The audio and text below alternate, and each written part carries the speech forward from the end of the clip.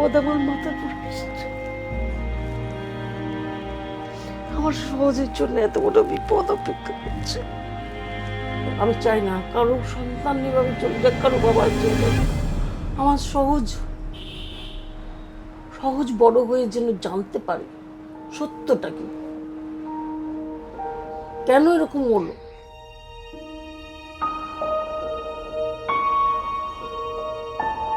নমস্কার, আমি অনিরব চট্টোপাধ্যায়। বা বাংলাতে আপনাদের সবাইকে স্বাগত। আমার সাংবাদিকতার বয়স 30, অবশ্যই 30 পার করেছে, এবং সাংবাদিক জীবনে বহু সাক্ষাৎকার নিতে হয়েছে। কিন্তু আজকে এমন একজনের সাক্ষাৎকার নিচ্ছি, তাতে আমি অন্তত আমার জীবনে এত কঠিন সাক্ষাৎকার নিইনি, এবং আমি জানি না নিজেকেও কতটা কন্ট্রোল করতে পারবো বিভিন্ন সময়। যেভাবে গত একটা মাস হয়ে গেছে, কিন্তু যেভাবে এখনও আবেগতাড়িত হই ওকে নিয়ে ভাবলেই। ভাইয়ের মতন ছিল, এবং যার সঙ্গে কথা বলবো তাদের উপর দিয়ে গত এক মাস ধরে কী যাচ্ছে তো বোঝাই যায়। আমার সঙ্গে আজকে আছেন আমাদের বা বাংলাতে আছেন রাহুল অরুণোদয় বন্দ্যোপাধ্যায়ের মা শ্যামলী বন্দ্যোপাধ্যায়। সাক্ষাৎকারের জন্য অনেক প্রশ্ন করতে হবে। আমি আপনাদের কাছেও প্রথমেই ক্ষমা চেয়ে নেব এই সাক্ষাৎকারটা নেওয়ার জন্য সবার আগে, কারণ আমি বুঝতে পারি যে ওনাকে এমন হয়তো কিছু কোশ্চেন করতে হবে, হয়তো ওনাকে যন্ত্রণাই দেবে আর কি। সেগুলো হয়তো মানে স্মৃতি ফিরে ফিরে আসবে, যেমন আমাদেরও আসে। আপনার কাছেও প্রথমে ক্ষমা চেয়ে নিচ্ছি যে এই সাক্ষাৎকারটা কঠিন আমাদের দুজনের পক্ষেই, আপনার পক্ষে। কিন্তু আমি এটা বলবো যে 4 জনে বসেছি, সে অভিনেতা তো আপনারা সবাই জানেন, কিন্তু সমাজের একটা ভালো মানুষকে আপনারা হারালেন। সারা সমাজকে, আমার অন্ততকে জানা ওর সম্বন্ধে যতটুকু আমি জানি, মানবিকভাবে ছোটোর থেকে, মানে আমি ছোটোর থেকে বলছি যে মানে কাউকে ছোট করে বলছি না, মানে যে যে ছেলেটুকু 1 গ্লাস জল দিয়েছে, বা যে এডিট করেছে, ভিডিও করেছে, সবাইকে মানে ও প্রচণ্ড সম্মান, প্রচণ্ড ভালোবাসা দিত। আমি ওর সাথে অনেকবার এই দিদি নাম্বার 1, হ্যাপি প্যারেন্টস ডে এসব গিয়ে আমি দেখেছি যে তারা যে জল দিতে আসে, সেও মানে বলছে এই যে আমাদের দাদা এসে গেছে, আমাদের রাহুলদা এসে গেছে, আমাদের দাদা এসে গেছে। আমার এত কানটা ভালো লাগতো না, বল দাদা ওরা কি যত্ন করতো ওকে, তার কারণ নিশ্চয়ই ওর কাছ থেকে ভালো ব্যবহারটা পেয়েছিল ওর কাছ থেকে, সেই জন্যে ওরা ওকে ভালোবাসতো। সেই জন্য বললাম যে মানে সবাই ওকে ভালোবাসতো। ভালোবাসার আর এক নাম অরুণোদয়, রাহুল তো পরে। অরুণোদয় এত তাড়াতাড়ি অস্ত চলে গেল, উদয় হলো, কিন্তু অস্তটা খুব তাড়াতাড়ি হয়ে গেল। এটাই আমার খুব কষ্টের। অনেক কাজ বাকি ছিল। আমি এক্ষুনি আমার বন্ধু, মানে আমার বোন বা আমার ছাত্রী বা বোন, ওর বাবার, রাহুলের বাবার ছাত্রী মনীষা, আমার সাথে থাকতে থাকতে আমার বন্ধু সব, ওকে শুয়ে শুয়ে বলছিলাম, জানিস তো আমার সন্তান চলে গেছে, আমার খুব কষ্ট। যার সকাল থেকে সন্ধ্যে অবধি, রাত অবধি আমি তার সাথে, সে কী ভালো, কী খাবে, কী পড়বে, কী করবে, ভালো লাগে সেটা দেখতাম। কিন্তু তার সাথে সাথে আমি সবসময় দেখতাম যে মানে ভেতরে সবসময় একটা কিছু কাজ করছে, ও কাজ করছে, ও মানে ভালো কাজ করছে, সবাই জন্যে ভাবতো, সবারই জন্যে। বাড়িতে যে আছে তা মাসে তুমি তাড়াতাড়ি খেয়ে শুয়ে পড়লে, শুধু মুড়ি খেয়ে শুয়ে পড়লে, এটা কিন্তু বলার কথা না, কিন্তু আমি ওর দৃষ্টিভঙ্গিটা বলছি। মাসি রাত্রে মুড়ি খেয়ে শুয়ে না, ও তোমাদের দেশে তো ঘুগনি দিয়ে মুড়ি খায়, তুমি ঘুগনি দিয়ে মুড়ি খেয়ে শুয়ে, তাহলে তোমার পেটটা ভরবে, এরকম কথা বলতো। মানে মানে আমি একটা উদাহরণ দিলাম, এটা আমার এখানে বলার কথা না, কিন্তু আমি আমার ভালো লাগতো দেখে যে আমার সন্তানের এই বোধটুকু আছে, এই বোধটা, ওর বোধ বুদ্ধিটা আমাকে ওকে আকর্ষণ করতো। স্নেহ তো বটেই, কিন্তু সম্মানও করতাম, আকর্ষণ করতো যে এত বড় কথাটা ও ভেবেছে যে মাসি রাত্রে খিদে পেয়ে যেতে পারে মুড়ি খেয়ে। এ তো মানে সামান্য কথা বললাম, এরকম অজস্র কথা লুকিয়ে আছে ওর পডকাস্টে। এরও ওরই ছোটো ভাই শোন একজন, ও মানে একটু অসুস্থ ছিল, আমি বাড়িতে সেদিন ছিলাম না, সেদিন আমি এসে দেখি খাবার দাবার ছড়ানো। আমি কী রে, ওর নামাও না, মনে হয় আজকে খেয়ে আসেনি ভালো করে, তাই ওকে আমি খাবার দাবার এনে খাইয়ে নিয়ে চলে গেছি, নিয়ে তারপরে বসেছি। আমি আচ্ছা খুব ভালো করছো। এরকম অজস্র, মানে বলে তো শেষ করতে পারবো না। আমাদের প্রত্যেকের মধ্যে যতটুকু ভালোত্বটা এখনো অবধি আছে না, রাহুল সেটাকে রিপ্রেজেন্ট করছিল সোসাইটিতে। সেই জন্য রাহুলের চলে যাওয়া, আপনার তো সন্তানহারা, আপনার সঙ্গে তো কিছুর তুলনা হয় না, কিন্তু আমাদের সোসাইটির জন্য খুব খারাপ হয়েছে, আমাদের সোসাইটির জন্য খুব মানি এটা ব্যতিক্রমী মেরুদণ্ড দরকার ছিল, যেটা ও ছিল। মানে একটা ছেলে এত পপুলার হয়ে, এত এত এত আমি বলবো সেলিব্রিটি, ওকে ওকে মানুষ যেভাবে সেলিব্রেট করেছে, তারপরেও মাটিতে থেকে মাটির মানুষের মতন জীবনযাপন করে ও সবার একটা প্রতিনিধি হয়ে গেছিলো। সেটা খুব একটা হারানো। এবং আপনি এটা বললেন যে এই যে ভালোত্বর কথা বললেন না, এই যে ও যেটা ওর, আমি ইন্টারভিউ দেখছিলাম, সৌরভ পালদির সঙ্গে একটা ইন্টারভিউ দেখছিলাম, সেখানেও বলছে ও যে আমি মানুষকে ভালোবাসি, এবং এই মানুষকে ভালোবাসাটা যখন আছে, সেখান থেকে আমার লেখা বেরোয়, সেখান থেকে আমার অভিনয় আসে। তো এই ভালোত্বটা ওর মধ্যে ছিল আর কি, যেটা হচ্ছে আপনাদের পারিবারিক শিক্ষা হোক বা সবটা মিলিয়ে হোক। কিন্তু এখনও আমি চাইনি যে এত তাড়াতাড়ি এতটা হয়ে যাক সব। আর আমার কথা আপনাদের কাছে যে কি করে হলো, কেন হলো, কতটুকু হলো, এইটুকু তো জানা তো আমার দরকার, আমার পরিবারের জানা দরকার, আমার সহজের জন্য জানা দরকার। এতদিন হয়ে গেছে আমি কিছু মানে জানতে পারছি না। যদিও ওর সহকর্মীরা খুবই ইয়ে করেছে, যারা ওই আর্টিস্ট ফোরাম, প্রসেনজিৎ চট্টোপাধ্যায় স্বয়ং, ঋতুপর্ণা, যিশু, সৌরভ টৌরভ, ইন্দ্রাশিস, ওরা সব প্রিয়াঙ্কাকে নিয়ে গিয়ে তালসারিতে নিয়ে গিয়ে ওরা যেভাবে করেছে, বা ওর আরও সহকর্মীরা, যাদের আমি নাম বলতে পারলাম না, 8 থেকে 80 সবাই বাবিনের জন্য কেঁদেছে, রাহুল অরুণোদয়ের জন্য কেঁদেছে। আমি তো তাদের সাথে চোখের জল, আমার সাথে তারা চোখের জল ফেলেছে, সেই জন্য আমি কৃতজ্ঞ তাদের কাছে। তারা চেষ্টা করেছে, কিন্তু আলটিমেটলি তোকে হারিয়ে ফেললাম, এত সহজে চলে গেল কাজ করতে। এত ভালো লেখা, এত ভালো কাজ, যা করছে সেটাই সুন্দর করে ভালোবেসে করতো। তো ওর কাছে কোনো ফেক জিনিস ছিল না, যেটা করতো ভালোবেসে করতো। মাঝে মাঝে এসে, মা আমি এটা রান্না হবে, সেটাও প্রাণ দিই, মানে একদম নিপাট হওয়া চাই, মানে আমি করব, ও আমাকে বলে দেবে, যা বলবে বয়স ইউটিউব আছে, আমি তোমাকে বলে দিচ্ছি, করো না। মানে কোনো কাজের ফাঁকি ছিল না, ভালোবাসা ছিল। সেই মানুষটাকে এত এত সহজে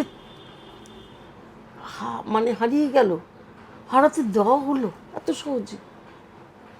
আমি বলছি না কারো কেউ চলে যাক, সেটাই কষ্টের, কিন্তু একটা মানুষকে এইভাবে এত সহজ, একটু এত লোক, এত জন নিয়ে একটা মানুষ কাজ হচ্ছে, সেখান থেকে একটা মানুষ চলে যাচ্ছে, ভেসে যাচ্ছে, চলে যাচ্ছে, কি করছে, কি হচ্ছে আমরা কিছু মানে জানতে পারছি না। তবু এতদিন যিনি এর সাথে জড়িত, মানে জানার প্রোডাকশন, তিনি তো একটা মা, সে একটা মায়ের কথা ভাববে না, কোনো স্ত্রীর কথা ভাববে না, কোনো সন্তানের কথা ভাববে না? আমি তো মা, সমস্ত সন্তান, ওর এই দাদা, প্রিয়াঙ্কা, এতগুলো লোক আমরা সাফার করছি। এরকম আরও পরিবার আছে, সে পরিবার থেকে যদি একটা ছেলে চলে যায়, তাদেরও পরিবারের এই অবস্থা, তাদের স্ত্রী আছে, হয়তো সন্তান আছে। এগুলো হতে দেওয়া তো ঠিক না। আপনারও আমার মতে আপনাদের কাছে বলবো, আপনাকে আমি সামনে পেলাম তাই আমি বলতে পারছি যে আপনারাও একজোট হন। আর কতদিন মানে ইয়ে করবেন? আপনারা নিজেরাও বলুন, আপনারা বলতে পারেন না ওর ওর ও ও তো অভিনেতা ছিল। আমি বলতাম তুই এত ভালো লিখছিস, এত কিছু কাজ করছিস, তোর মানে অভিনয়টাকে আমি ভালোবাসি মা। অভিনয় ছোটোর থেকে অভিনয়টাকে ওদের ঢুকেছে, অভিনয়টাকে আমি ভালোবাসি। তুই লিখিস, তোর কলমের জোর, মুখে বলছিস, একটা তুই প্রতিবাদ করে দিচ্ছিস। এই ঘটনার পর মানে আপনার সঙ্গে মানে আপনাদের সঙ্গে ওরা কোনোদিন যোগাযোগ করেছিল, বা প্রোডাকশন হাউস থেকে যে দাবি করা হয়েছে যে ওরা এসেছিল না, যোগাযোগ করার সঙ্গে কথা? আমি সত্যি মানে তোমার জ্ঞানই ছিল না। তাহলেও যে এসছে, আমার হাত ধরেছে, সামনে দাঁড়িয়েছে, তাদের কথাটা তো আমার কানে এসছে, কিন্তু আমি তো ওনাদের কাউকে দেখিনি, কাউকে দেখিনি। আসেনি, না না না, আসেনি, আসেনি, কেউ আসেনি। এরা তো সবসময় ছিল এসে, আমি নাম বলবো না, বললে কার নাম বাদ পড়ে যাবে, যে আমি বলতে পারলাম না, ওটা তিনি বলবেন আমি তো গিয়েছিলাম, রাহুলের মা বললো না। যারা হাত ধরেছে, সে যারা সামনে দাঁড়িয়েছে, আগে পরে এসে আমার সব মানে ওটুকু মাথার মধ্যে এসছে যে আমার বাবিনের জন্য এসছে। তো আমি অজ্ঞান অবস্থা তো সেদিন দাঁড়িয়েছে, আমার হাত ধরেছে, আমার কথা বলেছে, আমার সব মনে আছে কি এসছে না এসছে। ভাষা ভাষা হলেও পরে শুনেছি এটা প্রমিনেন্ট হয়েছে, কিন্তু কেউ আসে, কেউ না, আমি কাউকে দেখিনি। আমি কেন, বা এই যে এরা ছিল, এরা কেউ কাউকে দেখেনি, কাউকে দেখেনি। তো আপনার আপনার মনে হচ্ছে কোথাও যে এই যে রাহুলের চলে যাওয়ারটা রহস্যই থেকে যাচ্ছে আর কি পুরোটাই, মানে এটা কেন এত মানুষের মধ্যে দিয়ে একটা ছেলে কেন চলে গেল সেটা, এবং এটা কোথাও একটা ইনজাস্টিস হয়ে থাকছে আর কি ব্যাপারটা। হ্যাঁ, তা তো আমি কেন, সবাই বলবে যে যতক্ষণ না এখন তারা দেখছেন ইন্ডাস্ট্রি। আপনারা আপডেট পাচ্ছেন যে ওর এদিকের কীভাবে এগোচ্ছে, আপনাদের সঙ্গে কোনো ওটা কথা? না, আমি তো আমাদের কাছে কিছু আসেনি এখনো, আমরা আপডেট পাচ্ছি না বা নিচ্ছি না। কেন, ওরা দেখছেন, যারা আর্টিস্ট ফোরাম বা ওরা তো এইটা করছেন, তো আমরা ওরা নিশ্চয়ই, ওরা তো এই এফআইআর যখন করেছে তখন নিশ্চয়ই এটার তদন্ত হচ্ছে। ওরা দেখছেন। আমরা কোনো প্রশ্ন করিনি এখনো, তার কারণ আমাদের দায়িত্ব আছে যে তারাও নিশ্চয়ই আমাদের সময় মতো জানাবেন, তাই না? সেটুকু সময় তাদেরকে তো আমাকে দিতে হবে। আমাদের প্রিয়াঙ্কা দেখছে সবটা ব্যাপার। কিন্তু আপনি জাস্টিস বলুন বা এই উত্তরটা বলুন, আপনি চাইছেন খুব? অবশ্যই চাই, অবশ্যই চাই। আমি আমার সন্তান চলে গেছে, আমি চাই না কারো সন্তান এভাবে চলে যাক, কারো বাবা চলে যাক। আমার সহজ সহজ বড় হয়ে যেন জানতে পারে সত্যটা কি, কেন এরকম হলো। আর সবাই ছেলে মেয়েরা যারা কাজ করছে, যাদের জন্যে ভাবিন সবসময় সতর্ক থাকতো, চিন্তা করতো, বলতো, সব বাচ্চা কাচ্চারা, এই যে ইয়াং ছেলে মেয়েরা কাজ করতে আসছে, ওদেরও তো জানা দরকার, ওদের নিজের নিরাপত্তার জন্য জানা দরকার। আমার সন্তান চলে গেছে, আমার আর কিছু বলার নেই, আমি তাকে ফিরে পাবো না। হাজার আপনাকে আমি আপনার সামনে বসে আমি চাই, বলি, পেপারে বলি, যেখানে বলি, আমি তাকে আর ফিরে পাবো না। আমার অত গুণী ছেলে, অত সুন্দর, আমার আদরের ভাবি, তাকে তো ফিরে পাবো না। কিন্তু আর জন্য কোনো ভাবিন, কোনো রাহুল, কোনো কেউ যেন না, মানে কোনো মানে বাচ্চারা, কোনো মেয়ে, কোনো সুন্দর বাচ্চা ফুটফুটে সব সব ছেলে মেয়ে, তারা যেন সুস্থভাবে সুন্দরভাবে ভালোবেসে, আর আজকাল তো ওদের প্রফেশনও হয়েছে, আজকাল ছেলে মেয়েগুলো লেখাপড়া করে এটাকে প্রফেশন করেছে, সেই প্রফেশনে যেন ওদের প্রাণ না যায়। এমনিতেই তো ধাক্কা খেতে খেতে এসছে, অনেক ধাক্কা তো গেছে। আজ যে রাহুল চলে গেল, অনেক ধাক্কা তো খেয়েছে, অনেক ধাক্কা, অনেক শিল্পী, অনেক আর্টিস্ট খেয়েছে, মানে খেয়েছে। আমাদের রাহুল একজন অনেক ডিপ্রাইভড হয়েছে। এটা আমার এখানে বলার কথা না, কিন্তু সত্যিটা না বললে তো আমি নিজেকে ইয়ে করতে পারবো না। অনেক ঘাত প্রতিঘাত করতে করতে করতে এসেছি। আরও তো কাজ করার কথা ছিল, আরও ভালো কিছু করতে পারতো, করতে পারিনি যে কোনো কারণে, আমি সেটা জানি না। অনেক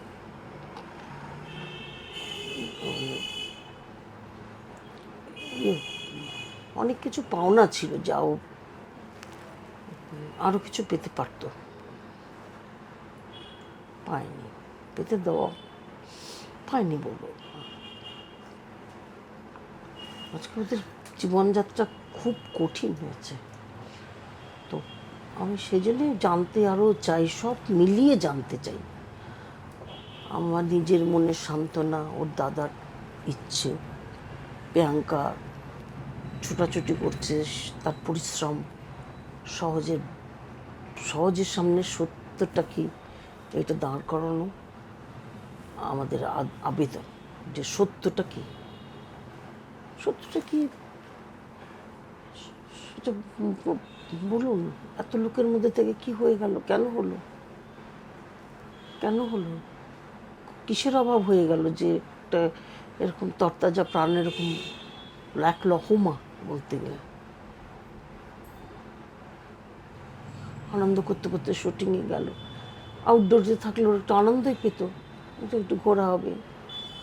যে ছেলে আমার গাড়িতে ওঠার সময় আমাকে বললো একটা, আমি কিন্তু শুটিং থেকে ওখানে সোজা বেরিয়ে যাবো, একটা করে গাড়িতে উঠলো, ফিরলো এই অবস্থা। আমাকে একদমই সন্ধ্যেবেলা সন্ধ্যে দিচ্ছে এক লহমা একটা খবর, আমার সারা মানে জীবনটা ক্ষত বিক্ষত করে দিল, সারা জীবনটা। এই ক্ষত তো আমার সারার না, আমার যে ক্ষত, এ কি কখনো সারবে? এক লহমায় ক্ষত বিক্ষত হয়ে গেল। হ্যাঁ, একটা অসুস্থ হতো, একটা মানে আপনাকে ফোন করে কেউ জানালো না?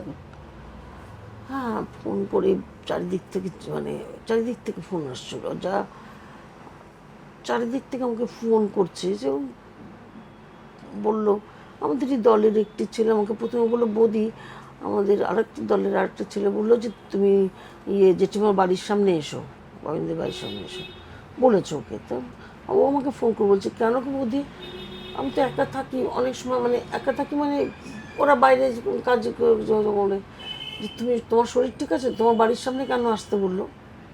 আমি কে বললো, বলে মন বললো। আমি যে তারপর আমি সবাইকে ফোন করার চেষ্টা করছি, দেখছি সবাই ফোন এনগেজ। তারপরে বাবলু তো সাথে ছিল, বাবলু মানে আমাদের যে বাবিনের হ্যাঁ সাথে, সরি বাবিনের সহকারী বা বাবিনের সব সময়কার সাথে সারথি। বাবলুকে ফোন করছি, বাবলু ফোন দেখছি, সবাইকে ফোন দেখি, আমার কেউ একটা অ্যাবনর্মাল লাগছে। তারপরে দেখি দৌড়াদৌড়ি করে বাড়িতে সব উঠে আসছে। তারপরে ওরা খবর দিচ্ছে যে এরকম এরকম। তারপর একজন এসে বলে কি চরম ঘটনা ঘটে গেছে, যেরকম বলে আর কি, তার মধ্যে তো তার কেউ বলেই দেয় চরম ঘটনা ঘটে গেছে। ওটা আমাকে শুনতে হয়েছে। আমি সেই মানে সেটার দিন আমার কাছে একটা ব্ল্যাক ডে, মানে কাল দিন ছিল, কালো দিন, একটা কালো সময়টা, ওই সময়টা আমার কাছে আমি একটা মানে তখন, তারপর থেকে আমি একদম অজ্ঞান মতো ছিলাম। আর হাত চাচ্ছি প্রিয়াঙ্কা দৌড়ে চলে এলো শুটিংতে। প্রতিবেশীরা, এরা যারা আমার বন্ধু বান্ধব, নাটকের আমার দল, আমার বড় পুত্র কথা আমি চিন্তা করছি, সহজে কথা চিন্তা করছি, আমি যে কাঁদছি, কিন্তু মা তো, আমি জানি যে ওখান থেকে ওই সুদূর জায়গা থেকে ও খবরটা পাবে, বড়জন, তার কী অবস্থা হবে। সহজ কি মানে সহজ কি মানে করবে। আমি পাগলের মতো করছি, কিন্তু এগুলো মাথা থেকে বেরোয়নি আমার। প্রিয়াঙ্কা আমাকে এসে বুকে ধরেছে, আমি ওর বুকে মাথাটা রেখে আমি প্রশ্নগুলো খুঁজছিলাম তখন।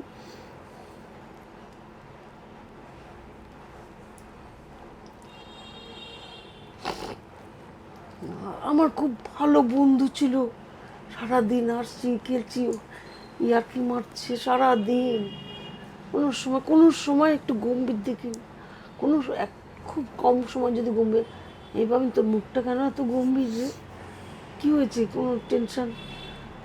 আর মা তুমি না, আমাকে সবসময় কি আমার হাসতে হবে?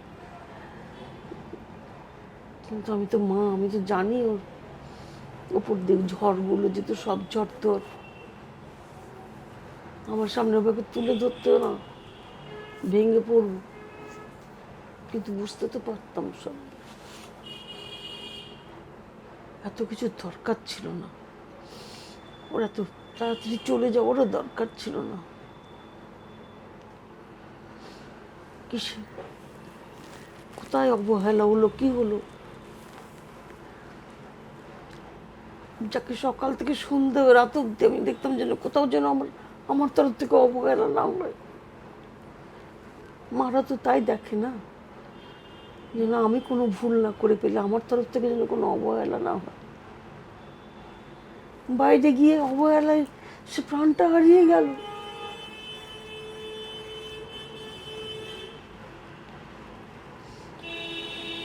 এর কি আমি জবাবটা চাইবো না? জবাবটা চাই, আমি পেতে চাই। আমাকে সত্যি খবরটা আমরা জানতে চাই, এটা ঠিক, সত্যি খবরটা আমরা জানতে চাই। আর আমাদেরও বলবো, আপনাদেরও বলবো, আপনারা যে থার্ড প্লেয়ার হন, যাই হন, ফোর্থ প্লেয়ার হন, যাই হন, সবাইয়ের কাছে আমার আবেদন যে আপনারাও বলুন যে কেন এরম তরতাজা। ও একজন অভিনেতা, ও একজন লেখক, ও একজন মানে চিন্তক তো সুচিন্তক, যে কাজ করছে সুন্দরভাবে করছে ও। ওর পডকাস্টগুলো দেখেছেন? যে রাজনীতির লোক হোক, যেখানে সেখানে ও স্পর্শ করেনি। ওর কিন্তু কাজ, খেলা, আনন্দ এইসব নিয়েই তার থাকা। সঞ্জীব চট্টোপাধ্যায়ের কাছে গিয়ে তার পায়ের কাছে বসে সেরকমভাবে আবেদন করে সেভাবে বেরিয়ে নিয়ে এসছে। শীর্ষেন্দু মুখোপাধ্যায়কে নিয়ে এসছে তার কাছে, পায়ের কাছে বসে সেভাবে, মানে এক একজন মানুষ যে ওর কাছে আসছে, যে ছোট আসছে, যে বড় আসছে, ছোট বলতে বয়সে ছোট বলছি, কাউকে আমি ছোট, সবাই যেন ওর কাছে ভগবান আসছে। এই সম্মান, এই আবেগ, এই ভালোবাসা, যেটা সবচেয়ে আগের কথা, সেটা তো সবসময় ছিল। আমার নিজের কিছুদিন আগের অভিজ্ঞতা বলি আপনাকে, যে 2024 আমরা ওই CCL এ সেলিব্রিটি ক্রিকেট লিগের আমরা চ্যাম্পিয়ন হয়েছিলাম। তো ফাইনালে যখন উঠলাম, ও খবর পেয়ে সারা রাত্রি ধরে শুটিং করে তারপরে ভোরবেলা চলে গেল, গিয়ে ব্যাস কিছু না, এই টিমটার সঙ্গে, ও প্রথম বছর থেকে এই টিমটার সঙ্গে জড়িয়ে, এখন আর খেলে না, আগে খেলতে যেত। কিন্তু ওই যে ভালোবাসাটা এবং কাপ জেতার পর কাপটা হাতে জড়িয়ে কাঁদলো। হ্যাঁ, তো এই ভালোবাসার মানুষ কোথায় পাবো? এই ছেলেটাকে কোথায় পাবো? আমি তো ওর সাথে সবসময় জড়িয়ে থাকতাম। আমি বললাম যে এইভাবে পরিশ্রম করে, আমার ভাবেন, তুমি তো আমাকে আগে জানাও না তুমি যাচ্ছ বলে। আমি নিজেই জানতাম না যে আমি যাব, কিন্তু আমি আর ধরে রাখতে পারলাম না আমি নিজেকে। ও আর সারারাত্রি শুটিং করে ভোরবেলা ও আর আমরা পাঠালাম, টিকিট পাঠালাম, ওরা চলে এলো। এবার ওর নাটকটা খুব হিট করেছে। ওর আনন্দবাজারে লেখা দুটো গল্প নিয়ে একটা নাট্যরূপ সৌরভ পালুদে দিয়েছে, কিন্তু নাটক লেখাটা অরুণোদয় বন্দ্যোপাধ্যায় নামে। তো সেই নাটক অভিনয় করেছে। ওই মেটার মেটাতে ছবিটাও মেটা রয়েছে থেকে এখানে, যে এটা খুব প্রিয় ছবি, সবটাই ওর প্রিয় ছবি লাগে। এবং মেটাতে ওরা বেস্ট নাটকও হলো ওরা। হ্যাঁ, বেশ নাটক হচ্ছে, 5টা প্রাইজ পেয়েছে, 5টা প্রাইজ, স্টেজ প্রাইজ এসব নিয়ে। এবং এই জায়গাটা, এই ওর লেখায় পড়েছিলাম যে আমার বাড়ির কোনাকুনি একটা গণশক্তি স্ট্যান্ড আছে, তো সেখানকে ঘিরে আমি দেখলাম সেটাও আছে, এই বাড়িটাও আছে, এই ফ্ল্যাটটাও রয়েছে। এই ফ্ল্যাট ঘিরে ওর কত গল্প, কত কিছু, এই কলোনি ঘিরে কত গল্প। ওর বোধহয় নাটক শেখাতো মানে মানে আপনাদের দলেই আর কি, তাই তো? আমাদের দলের বাবার কাছ থেকে। আসলে বিশ্বনাথ বন্দ্যোপাধ্যায় মানে অরুণোদয় বন্দ্যোপাধ্যায়ের বাবা, উনি ছিলেন বিজন ভট্টাচার্যের ছাত্র। হ্যাঁ, বিজনদের কাছে খুব ছোটোবেলায় নাটক করতে গিয়েছিল, তারপরে মাঝখানে ক্যালকাটা থিয়েটার উঠে যায়। তারপরে আবার নতুন করে বিজেন্দ্র কবচ কুণ্ডল তৈরি করলেন, আবার আবিষ্কার করলেন পুরনো ছেলেদের ডেকে ডেকে। তখন ওর বাবা একটু ইয়াং নিয়ে বলে, আয় আমরা আবার নাটক করব। তো ও ভীষণ নাট্যপ্রেমী লোক ছিল, বিজেন্দার কাছে গিয়ে একদম করতো। তখন একটু নিশ্চিন্ত জীবনও হয়েছে, একটা সরকারি চাকরি আছে, তখন তো ঠিক আছে নাটক গ্রুপ থিয়েটার করবো। বিজেন্দার সাথে থাকতে থাকতে বিজেন্দা মারা গেলেন। তারপরে নবরুণদা, বাপ্পাদা বাপ্পাদা ওরা এদিক ওদিক ঘুরছিল। আর যাদের নাটক করা অভ্যাস, তারা কী করে সন্ধ্যেবেলাটা কাটাবে, তখন বললো চল আমরা আবার শুরু করি, বাপ্পাদা বললেন। তখন বাপ্পাদার direction, Biswanath Banerjee assistant cum secretary গ্রুপের নবান্ন তৈরি করলো তারা। সেই নবান্নতে ওরা অভিনয় শুরু করলো, ভালো ভালো কাজ করেছে, আমাকেও জুড়িয়ে নিল। আচ্ছা, আপনিও তো নাটক করেছেন দীর্ঘদিন। দীর্ঘদিন নাটক করেছে, আমাকেও জুড়িয়ে নিল। তারপরে সে ওর বাবার নাটকটা ভীষণ ভালো লাগা জিনিস, চাইতে পরিবারের সবাই। বাবিন একটু ছোটোর থেকেই ওই কি এলিফ্যান্ট ব্রেন নাকি বলে, সেই এটা তার ওর ছিল, সেটা তো আপনি কাছে থেকে জানতে। ওর ভীষণ মেমোরি। হ্যাঁ, পরে 3 বছর বয়স থেকে ও ওই পুরো ডায়লগ, পুরো স্ক্রিপ্ট মুখস্থ হয়ে যেত। 2-3 দিন রিহার্সাল থাকতো, তারপরে রিহার্সালে থাকলেই মহামত। তারপর ওর বাবা তখন ওকে বুঝেছিল যে ও রিহার্সালটা মন দিয়ে থাকে। সেই সময় থেকে মানে কিছু নেই, ওকে ঘাড়ে নিয়ে কাউকে দৌড়াতে হবে। আমি বললে পাগলামি তোমার, বলছি না তুমি দেখো ও ঠিক অভিনয় করবে। তারপরে আস্তে আস্তে শুরু হলো সত্যিকারের চরিত্র। জবানবন্দিতে একটা চরিত্র ছিল, সেটা করলো। জবানবন্দি মানে বিজন ভট্টাচার্যের নবান্ন থেকে একটা পার্ট, তাতে অভিনয় করালো বাবা। ছোট একটা বাচ্চার রোল ছিল। তারপরে করলো আমরা প্রসঙ্গ রুগ্ন শিল্প বলে একটা করেছি। তখন ওই বুধনা একটা চরিত্র ছিল, একটা বিহারি বাচ্চার। আচ্ছা, বেস্ট অ্যাক্টর যেখানে আমরা গেছি, ওটাতে মানে কম্পিটিশানে গেছি বা হলে গেছি, ওকে একটা বেস্ট অ্যাক্টর হিসেবে ওকে তখন থেকে ওর অভিনয়টা শুরু। তারপরে আস্তে আস্তে তখন ওই ছোটো ছোটো টেলিফিল্মগুলো হতো। রণজিৎ রায় একটা টেলিফিল্ম বানালেন সব, তখন ওই জানতে পেরেছেন, কোথা থেকে খোঁজ করলো, ওকে নিয়ে কাজ করালো। রণজিৎ রায় ডিরেকশন, চৈতি ঘোষাল, পার্থদেব বাবু, আর একজন বয়স্ক মহিলা, তিনি, আমি নামটা এখন মনে করতে পারছি না, খুবই বড় অভিনেত্রী। এরা সব কাস্টিংটা এরকমই ছিল। ছোটো একটা ছেলে ছিল, বাচ্চা ছিল। এইভাবে চলা শুরু। যখন 11-12-এ বা পড়ারও চাপ, আর তাছাড়া বাবা বললো যে এখন তোমার গলাটা না ভাঙছে। ইতিমধ্যে ভালো ভালো কাজও করে নিয়েছে। হ্যাঁ, মিঠুন চক্রবর্তীর সাথে একটা চাকা বলে একটা সিরিয়ালে সিনেমা কাজ করেছে। নেপালদেব ভট্টাচার্যের ডিরেকশানে আরও কিছু কিছু ভালো ছোট ছোট কাজও করেছে তখন। তারপর ওর বাবা বললো এখন পরীক্ষাটা তো, শিক্ষাটা তো আগে দরকার, আর তার সাথে সাথে তোমার গলাটাও ভাঙছে। এই সময় তুমি এইভাবে অভিনয় করো না, তুমি আবার দাঁড়িয়ে যাও। তারপরে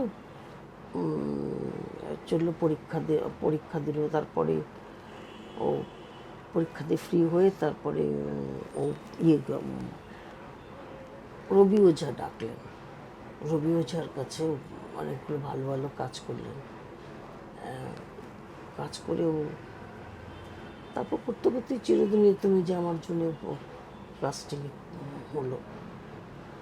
তারপর থেমে থাকিনি আর কি, কাজ চলেছে এইভাবেই। অভিনয়ের দিকটা এটাই আমি বলবো যে এরকমভাবেই এসছে। চিরদিনই তুমি যে আমার যখন খুব হিট করলো আর কি, সে সময়টা তো আপনার মনে আছে কি, মানে কি বদলালো, মানে ওর মধ্যে কি দেখলেন আর কি? মানে না, ওর মধ্যে কোনো সেভাবে বদলটা আসেনি। না, বদল তো আসেনি অ্যাকচুয়ালি। হ্যাঁ, বয়সটা এত কম ছিল না। ও নিজেই বলতো যে আমি যে একটা ফেমাস হয়ে গেছি আমি নিজেই বুঝতে পারিনি বড়ত্বটা। তার মধ্যে ওর জীবনে কিছু জ্বরও এসে গেল ওই সময়টা, একটু নিজে সাফার করলো তার জন্যে। 2009 সালে সে ওর বাবার মৃত্যুটা আবার ওকে আরেকটা ধাক্কা দিল। তখন একটু আমরা দিশাহারা হয়েছিলাম, এটা ঠিক। মাথার উপর ছাতা সরে গেলে যা হয়, একটু দিক বিদিক জ্ঞান শূন্য হয়েছিলাম। তার কারণ আমি তো অভিনয় করতাম ঠিকই, কিন্তু সেটা তো শখ থিয়েটারে ওদের কাজে লাগবে বলে, কিন্তু বাইরের দৃষ্টিতে তো আমার অতটা ছিল না যে এই সামলাবো সেই সামলাবো। আর ও তো পড়াশোনা করছে হোস্টেলে থেকে, বড় জোর।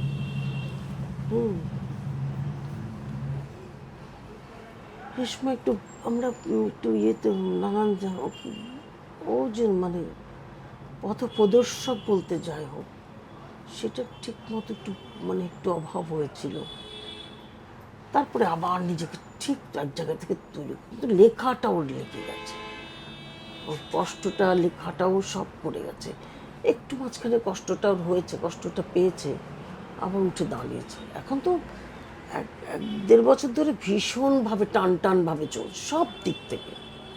নাটকটা এত ভালো নাটক করছে, কাজ করছে, পডকাস্ট করছে, লিখছে, হয় প্রতিদিনের লিখছে, নয় আনন্দবাজারে লিখছে, নয়তো কেউ পত্রিকা চালাচ্ছে সেখানে লিখে দিতে বলছে।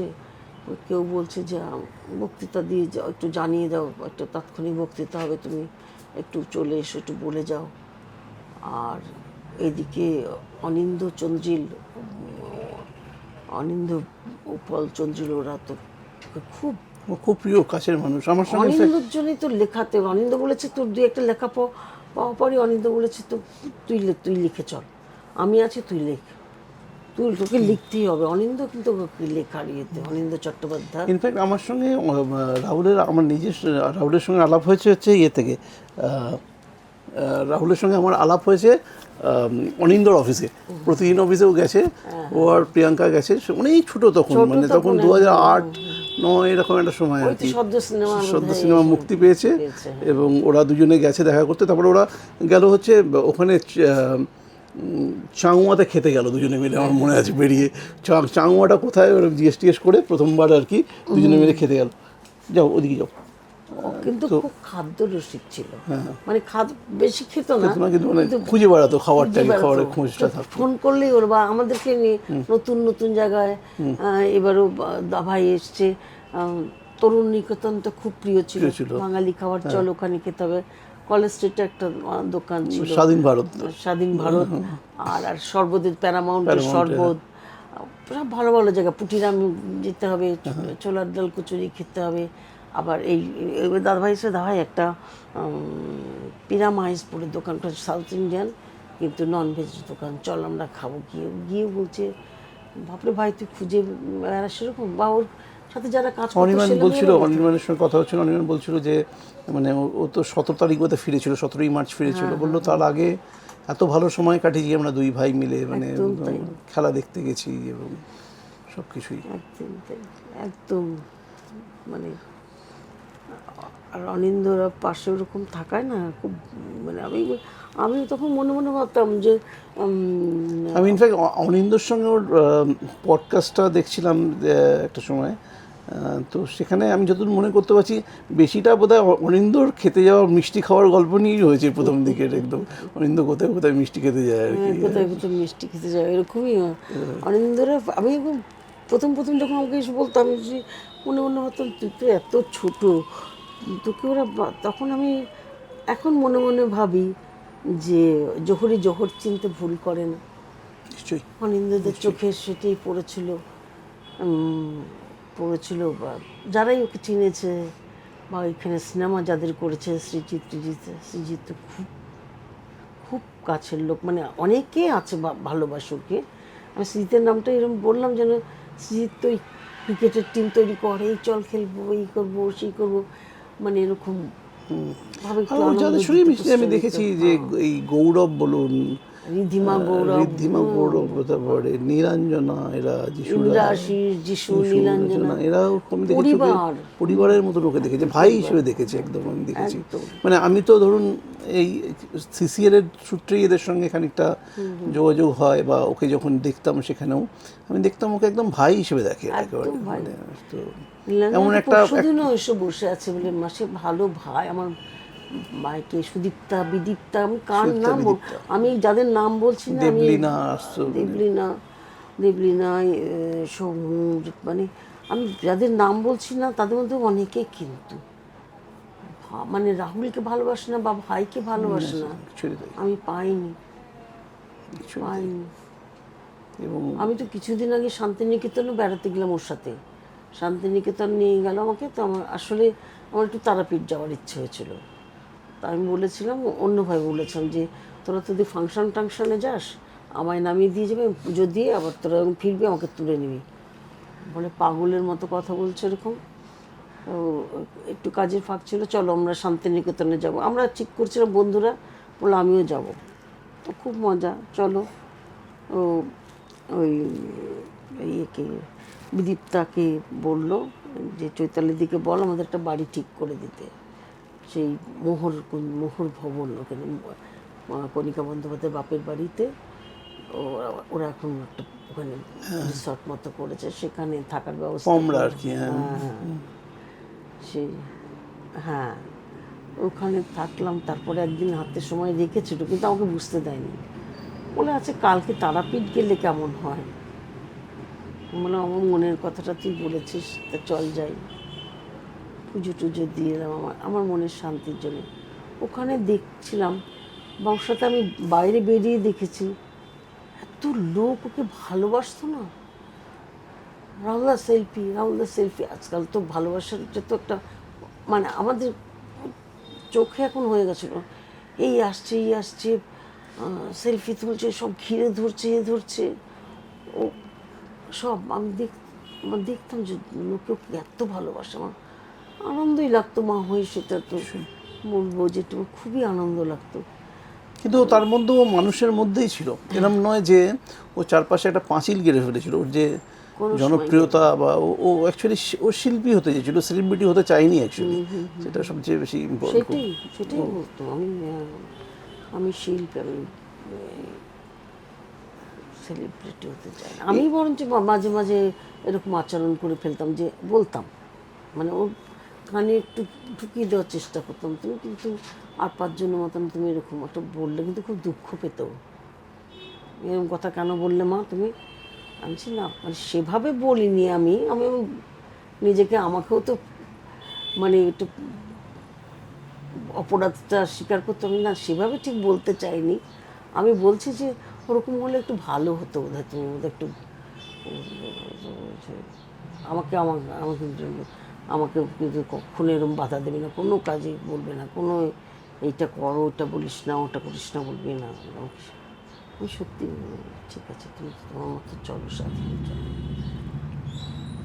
আচ্ছা, এটা কি সত্যি যে এটা শুনেছিলাম ওর সাক্ষাৎকারেই শুনেছিলাম যে বাবা অসুস্থ হয়েছিলেন, একটা বড় কারণ ছিল বোধহয় নাটক দেখতে গিয়েছিল, যেখানে নাটকটা বন্ধ করে দিতে হয় ওর জনপ্রিয়তার জন্য, মানে এত মানুষ এসে, এবং সেটা একটা বোধহয় ভীষণবাবুর না না, ওটা মানসিক ঘটনা ঘটেছিল, মনটা খারাপ হয়েছে তার জন্য। ওর বাবার চলে ওর মনে হয়েছিল, তখন ও নাটকের ছেলে যেহেতু, আর বাবা যেহেতু নাটক পাগল লোক, আর তখন মানে দোষটা ওর তো না, যারা অ্যানাউন্স করেছে তারা রাহুল প্রিয়াঙ্কা নিয়েই অ্যানাউন্সটা করে। আর সেই সময় একটা যদি গ্রুপ থিয়েটার শো পায়, মানে আপনি তো জানেন যে গ্রুপ থিয়েটারের পয়সার দরকার, কল শো পেলে একটা, ওই সুযোগে আমাদের একটা কল শো দিয়েছে আর কি, রাহুল প্রিয়াঙ্কা মাধ্যম করে কল শোটা আমরা করতে গেছি, শো করছি। তো দর্শক বসেই ছিল যে রাহুল প্রিয়াঙ্কা আসবে, নাটক ওদের কাছে কী করছি সে তো আমরা লাশ ঘুরে যাও করছি, নাটকটা করছি ঠিক কথাই, কিন্তু সবাই মনের মধ্যে রাহুল প্রিয়াঙ্কা নিয়েই বসেছিল। আসতে দেরি দেখে অধৈর্য হয়ে যাচ্ছিল। তো এই কর্মকর্তারা ফোন করে বলে দিয়েছে নাটক শেষ, তোমরা চলে এসো। থানায় বসিয়ে রেখেছিল যে তোমরা এখন যেও না, তাহলে মারাত্মক হয়ে যাবে আর কিছু, সব তছনছ।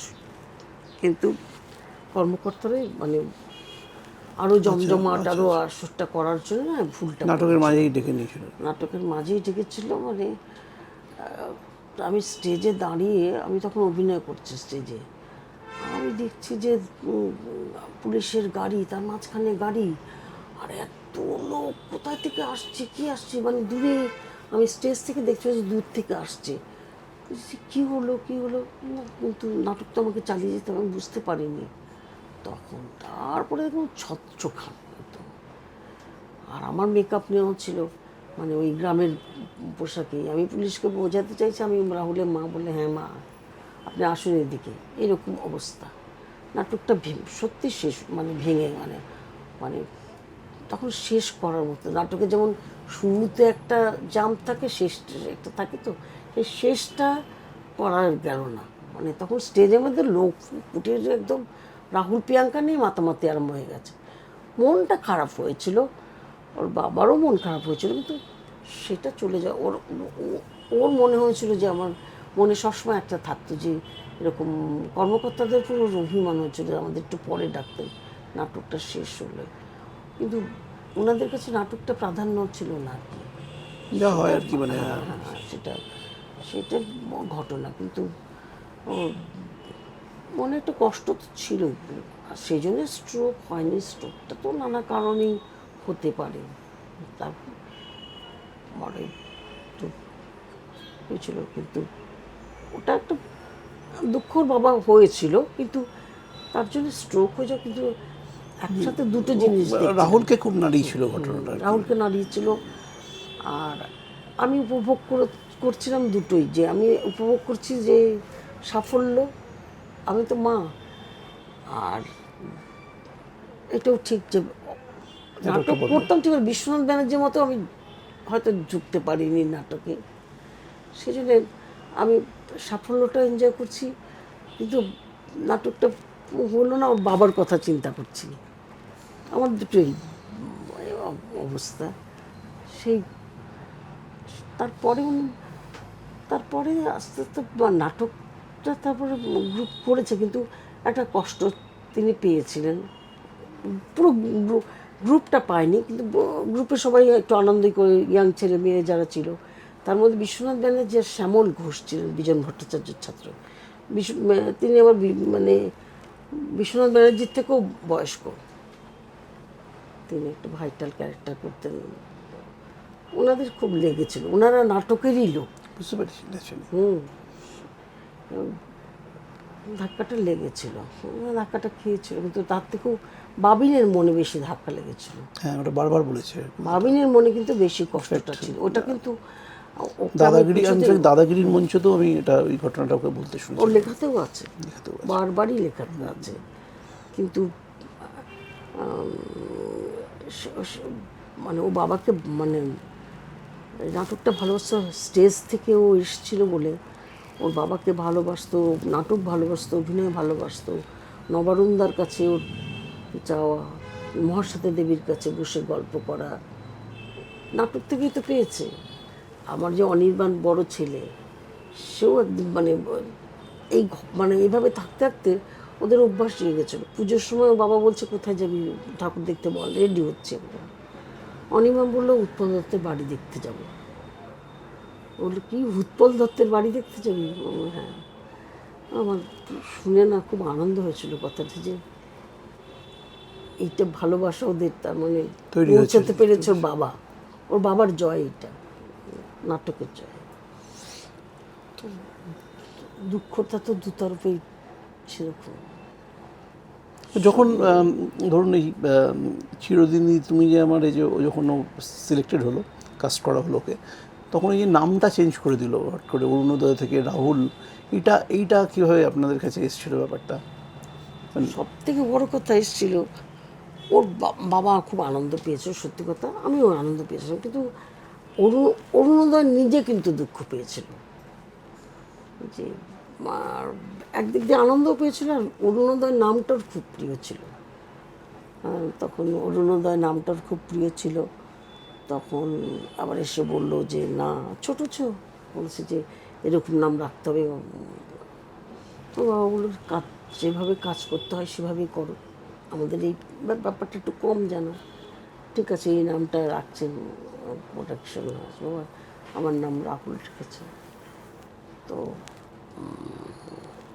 বললো, তখন অরুণোদয় নামও খ্যাতি হয়ে গেছে অরুণোদয়। তখন ওই দূরদর্শন নানান চ্যানেলে নানান কাজ করছে, রবি হাজার কাজ করছে, দূরদর্শনে মানিক করে ফেলেছে। তখন মানিকটাও খুব দূরদর্শনে একটা নাম হয়েছিল, মানিক করে অরুণোদয় নামে। অরুণোদয়টা তখন খ্যাতি পেয়ে গেছিলো, কিন্তু ওনারা বোঝালেন যে সিনেমায় না অরুণোদয় বন্দ্যোপাধ্যায়টা অনেক বড় নাম হয়ে যাবে, তোমার একটা ছোট নাম দেওয়া হোক, রাহুল, এরকম এই নামটা দিতে হবে। ওর তো ভালো লাগাও ছিল যে রাহুল বা শাহরুখ খান বোধ হয়, শাহরুখ খানের ভক্ত, সচিন, শাহরুখ খান, সচিন তেন্ডুলকার, হ্যাঁ ভগবান ওর কাছে, মারাডোনা, আর্জেন্টিনা। সেই যখন আমাদের কে মারা গেলেন, তখন তো দুই ভাই ফোনে মানে কথা বলছে যে কী করে ডেডিকেট করবে, কী করে দুঃখটা জানাবে। আজকে ওর জন্য আমাকে বসে এসব কথা বলতে হচ্ছে, কিন্তু ও এরকমই ছিল। তো এই যে চিরদিনের যে সাফল্যটা, মানে এই যে বিজয় কলোনির একটা চেনা ছেলে যে মানে চারপাশে ঘুরে বেড়ায়, আড্ডা মারে, ক্লাবে গিয়ে আড্ডা মারে, মন্দিরের মাঠে গিয়ে খেলে, সেই ছেলেটা হঠাৎ করে এরকম একটা স্টার হয়ে গেল। মানে কি দেখেছিলেন, মানে চারপাশের লোকজনগুলো কিরকমভাবে রিয়াক্ট করেছিল? বা খুব মানে শুধু পাড়া তো আছেই, তার সাথে গ্রামে গঞ্জে থেকে বাড়ির লোক এসে যাচ্ছে, পরে অফিস থেকে ওর বাবা এসে বললো আজকে যেন হলটা এত ভরেছে, আজকে আমার কেউ বলছে 27 বার দেখেছি, কেউ বলবে 28 বার দেখেছি। ভালো লাগা তো পরিপূর্ণভাবে এনজয় করেছি। পাড়ায় গিয়েছে, তখন একটা পুজো, কালী পুজো একজনের বাড়িতে হচ্ছে, তো গিয়েছে, তখন বলছে যে একজন পাড়ার একজন ভদ্রলোক বলছে যে এই তুই এরকম সাফল্য পেয়ে গেছিস, সে সবসময় কলোনির ছেলে কেন বলছিস? তখন ও তো অবাক হয়ে গেছে যে ও মা, আমি নিজের জায়গাটা ভুলে যাব? কি বলছো জেঠু? না আমার বিজয়গড়টা আমার খুব প্রিয় জায়গা, আমি এই যেটা আমি বলতে পারবো না, আমি কলোনির ছেলে তো হয়েছে, তো কি ছেড়েও যায়নি সে বিজয়গড়। ঠিক কথা। ভাবছিলাম একটু ভালো করে একটু সিকিউরিটি নিয়ে ভালো করে একটা থাকা দরকার বাবিনের জন্যে। তো বিজয়গড় ওকে ছাড়লো না, ও বিজয়গড় ছাড়লো। আর এই 29 তারিখ, 23-24 তারিখেই তোর পাড়ায় নাইট ক্রিকেট হচ্ছে, যে মন্দিরের মাঠ বললেন, শুটিং করে এসে সারাদিন সকাল থেকে পরিশ্রান্ত, তারপরে এসেই দেখি জুতো খুলে জুতো পড়ছে, তো চড়ছে। কোথায় যাচ্ছ? আরে আজকে তো নাইট ক্রিকেট, তুমি জানো না? আমি খেলতে যাচ্ছি মা, এখন তুমি কিন্তু কিছু বলবে না। আমি বললাম যে না ঠিক আছে যাও। খেলে এসে তখন এইরকম করে আমাকে নাও, বেস্ট প্লেয়ার হয়েছে বলে দিল।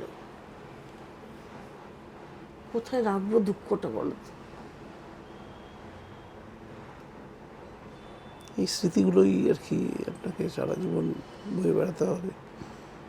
আর ওর লেখা, খাওয়া, মানে একটা ভিডিওতে কিছু 2 লাইন লিখলে একটা জায়গা মা থাকবে, মা ওর থাকবে। হ্যাঁ, আমি ইয়েতেও দেখছিলাম না, এই সৌরভ পলধিকে যে ইন্টারভিউটাও দিয়েছে ক্লিকে, ইনফ্যাক্ট সেখানেও দেখছিলাম যে আপনার কথা বলেছে অনেকবার, মা মানে আমার মাই একজন। একটা পডকাস্ট আমি দেখে আমি আচ্ছা, আমার একটা মা আছে, আমার যে 39 বছর বয়স হয়ে গেছে, আমার মা ভুলে গেছে, কিন্তু 4 বছর বয়সে আমি দৌড়ে ফার্স্ট হয়েছিলাম, সেটা কিন্তু আমার মা ভোলেনি। ইনফ্যাক্ট এই বাড়িটায় চারিদিকে রাহুল, ইনফ্যাক্ট মানে আজকে আমরা এখানে বসে আছি, ওইদিকে সহজ কথা সেট, চারপাশে জুড়ে রাহুল, মানে কুট্টুস আসছে সাথেও বারবার করে চারপাশের করেই রাহুল। এবং আমি যখন বিজয়গড় কলোনিতে আসছি, ঢুকছি, আমি ইনফ্যাক্ট রাহুলের চোখ দিয়ে যেন দেখছিলাম আর কি বিজয়গড়কে। এতবার তো যাতায়াত করেছি এই রাস্তা দিয়ে, এবং ওর লেখার যে উপাদানগুলো, মানে যে লেখার যে কন্টেন্টগুলো আর কি, যেগুলো ছিল, যে বিষয়গুলোকে নিয়ে লিখেছে, আমার মনে ছিল চারদিকেই যেন রয়েছে আর কি সেটা। এবং আপনাদের এই বাড়িটা যখন মানে ফ্ল্যাট হয়নি, ওই আপনার বোধহয় ওর একটা ডাক্তার দাদু ছিল, ওর একটা বন্ধু দাদু ছিল। আমার বাড়িটা বেশ অনেকটা জায়গা জুড়ে নিয়ে, সে সময় যেরকম বাড়ি হতো, খুব বড় বাড়ি ছিল, নিচটা ওই মাসিমারা থাকতেন, 3জন বৃদ্ধ, 1জন বৃদ্ধা, ওরাই ওর বন্ধু সর্বক্ষণ, ওরাই তাকে, সেই ডাক্তার দাদু কথা, সেই ডাক্তার দাদুর অদ্ভুত ভালোবাসা আমি ওনাদের কাছ থেকে দেখেছি। আমরা তখন টাকা পয়সার কথা চিন্তা করিনি, দেখছি মাসিমামির সমস্যার কাছে থাকে, ভালো থাকে খুব দাদু দিদু। আমরা পুরীতে বেড়াতে গেছি, অদ্ভুত, তখন ওর বছর 2-2.5 বছর বয়স বা 3 বছর, সন্ধ্যে হলেই ও কাঁদতে শুরু করতো। ভাবেন তোমার ভালো লাগছে না তো কিছু? না আমার ভালো লাগছে না, আমি দিদার কাছে যাব, আমাকে দিদার কাছে নিয়ে চলো। এত মানে ভালোবাসতো, ওই জন্য তখন আমাদের ভালো লাগতো। ওই বাড়িটা ভেঙে ফ্ল্যাটটা করলাম, ওরাই চারিদিকে ছড়িয়ে ছিটিয়ে যাচ্ছে, কে দেখে না দেখে, বাড়ির তো একটা সমস্যা, ফ্ল্যাট করলাম, সে 2 ভাইয়ের একটু তাতে মনটা খারাপ হয়েছিল। যে তখন আমি বললাম যে তোমরা যেরকম কাজ বেছেছো, আমাকে তো, আমি আর একা কত করব, কত দিকে করব, কিন্তু সত্যি আনন্দটা তো হারিয়ে গেল। এবং স্কুলের বন্ধু, পাড়ার বন্ধু, এইসব নিয়ে ওর একদম জগৎ ছিল। স্কুলের বন্ধুরা, পাড়ার তো বন্ধুরা ছিল, স্কুলের বন্ধুরা তোর মানে প্রাণ। এই তো মানে জন্মদিনেও স্কুলের বন্ধুদের নিয়ে, মানে প্রতি মাসে একটা করে বন্ধুদের সাথে মিট করা ছিল।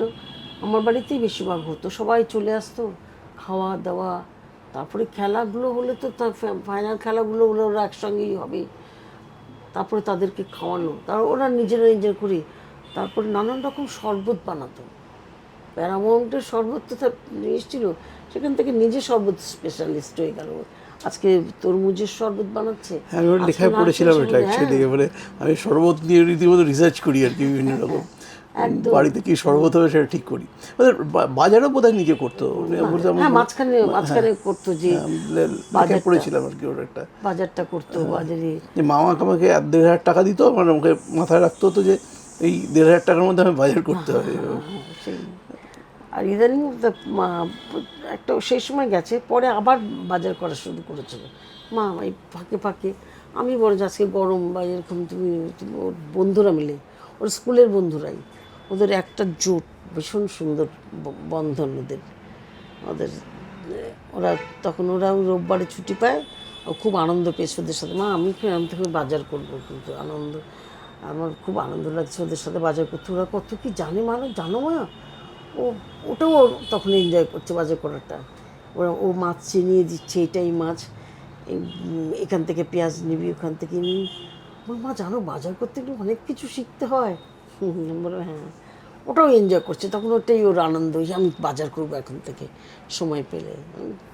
পুরো ভালো তো, তো এত মানে হয়তো রাত জেগে কোথা থেকে এসছে, আমার মনে কষ্ট হতো, আবার এই রোদের মধ্যে বাজারে যাবে। তো ওই বাবলুর সাথে সাথে থাকতো, কিন্তু এই বন্ধুদের সাথে ঘুরে ঘুরে বাজার করাটা এনজয় করে, সেটাও একটা বন্ধুরা আছে তো সাথে, স্কুলের বন্ধুরা, স্কুলের মাস্টারমশাইরা, মানে ওর প্রাণ ছিল। স্কুলটা ওর ভীষণ প্রাণের জায়গা ছিল।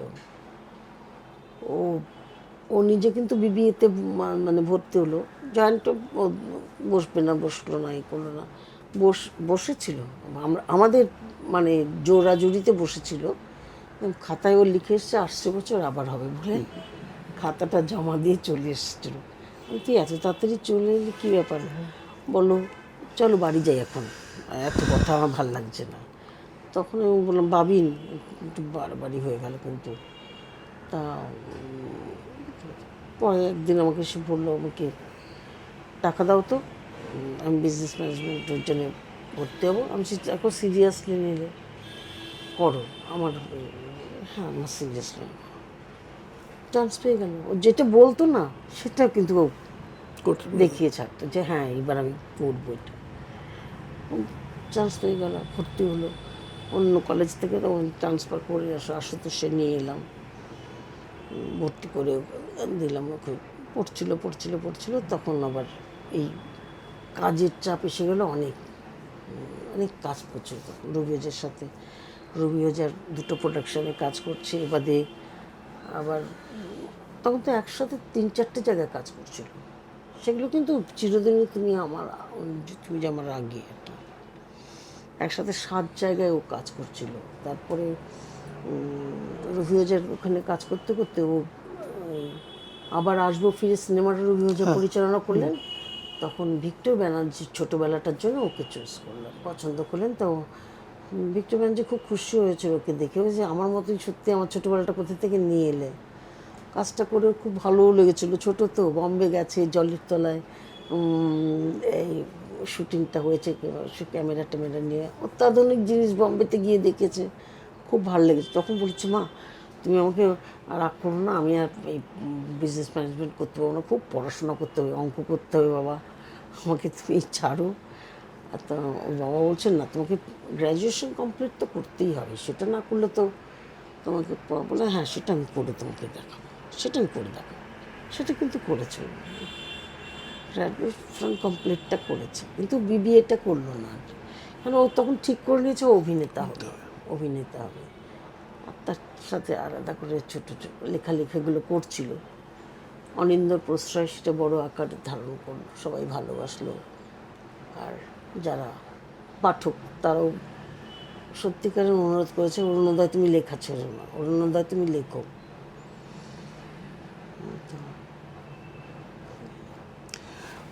এই যে মাঝের মানে চিরদিনই তুমি যে আমারের পরে যে একটা ডিপ্রেশনের সময় এলো, ওটা কেন? মানে হঠাৎ কী হলো? মানে ওর মানে কেন ওকে কোনো জায়গায় ডিপ্রাইভড হলো বা? ডিপ্রাইভ তো হয়েছে, আমি তো আগেই বলেছি সেটা ডিপ্রাইভ হয়েছে। সেই সময় একটা ওর ডিপ্রেশনের কারণ ছিল, আমি আর নতুন করে এটা ঘাঁটবো না। ঠিক আছে, না হ্যাঁ, না একদম। ওটা সর্বজন তো ওইটা ও নিজে মুখে বলে গেছে, সেই বলাটাকেই থাক। আমি মা হয়ে আর পাঁক ঘাঁটবো না, পাঁকে আর আমি পাঁক ঘাঁটবো না। কিন্তু ডিপ্রাইভ তো হয়েছে, সেই সময়টায় ওকে ডিপ্রাইভ করা হয়েছিল। তারপরেও অনেক জায়গায় অনেক সময় অনেক কার্যক্ষেত্রে নাটক অভিনয়টাকে ভালোবেসে ফেলেছিল পাগলের মতো, সেটার জন্যই ওকে। কিন্তু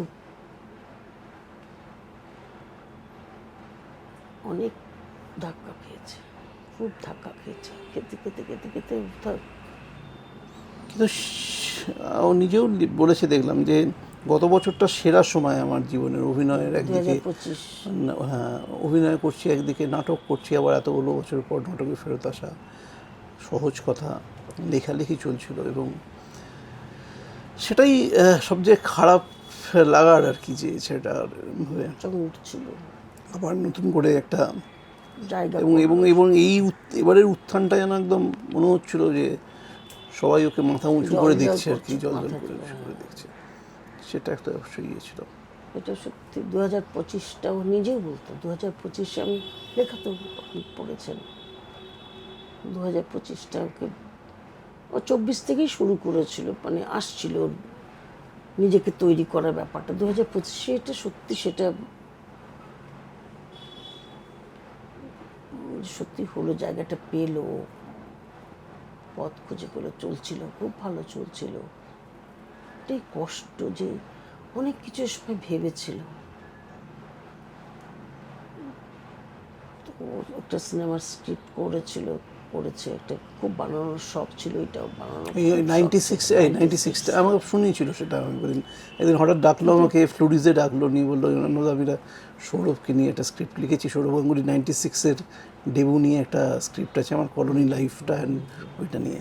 তো পুরো স্ক্রিপ্ট আমি শুনেছিলাম আর কি, মানে তো আমি ওইসব থেকেই আপনার নামটা আমি শুনতাম ওর মুখে, মানে ওই ফোন করছে হয়তো নীলবদা তোকে, শুনতাম, কিন্তু মানে তার আগে স্ক্রিপ্টটা নিয়ে ভীষণ বাজে একটা ঘটনা ঘটে গেল আর কি। ওটা বোধহয় কোথাও বলেনি, আমি বলছি মানে সিনেমাটা একজন মানে প্রডিউস করবে, সব ঠিকঠাক সব কিছু করে এনেছে, মানে এটা করে মানে সব আর্টিস্টদের সাথে কথা বলেও আমি জানি না এটা বলাটা কি হবে না, কিন্তু ইয়ে হলো যে 2 দিন আগে বললো যে আমি করবো না সিনেমাটা। ওটাও কিন্তু ওর একটা ধাক্কা, এই 96টা।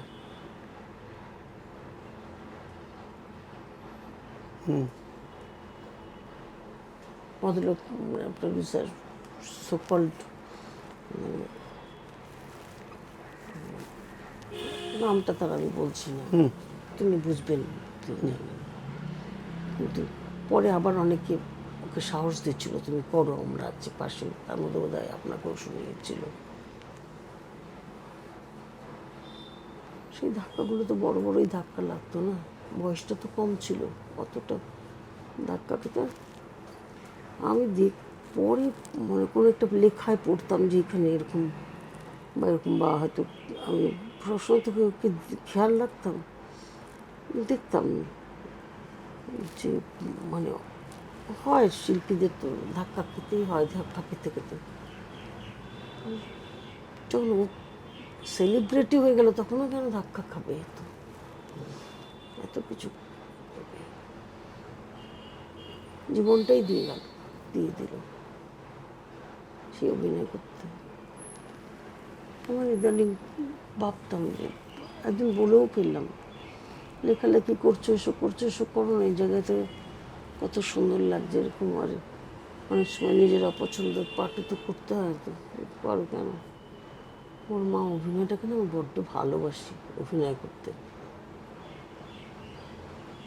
আমি বড্ড ভালোবাসি।